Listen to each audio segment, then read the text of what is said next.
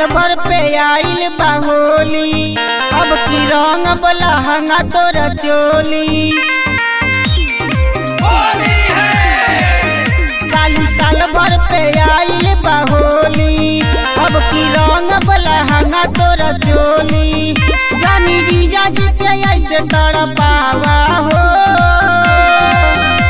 सुना साली आवा हाली चोली में रंग डलावा हो। सुना साली आवा हाली चोली में रंग डलावा हो।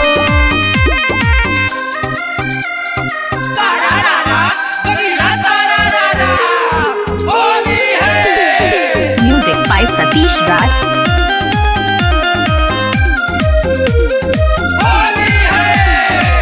मनवा तुरा कसाली अपना जीजा के, ललका से हल्का रंग है तोरा चीजवा के। मनवा तुरा कसाली अपना जीजा के, ललका से हल्का रंग है तोरा चीजवा के। अरे गल पे गुलाल मलवा हो, सुना साली आवा हाली चोली में रंग डलावा हो। सुना साली आवा हाली चोली में रंग डलावा हो।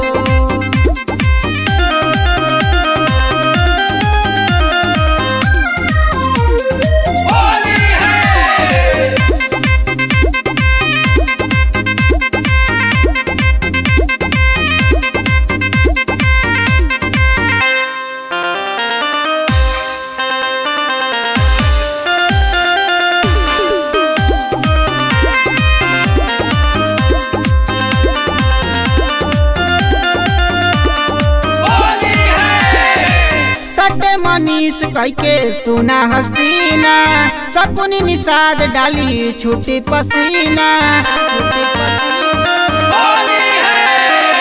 सटे मनीष कहके सुना हसीना, सकुनी निषाद डाली छूटी पसीना। सती सावत जनी भर मावा हो, सुना साली आवा हाली चोली में रंग डलावा हो। सुना साली आवा हाली चोली में रंग डलावा हो। अब तो डलवा ले साली।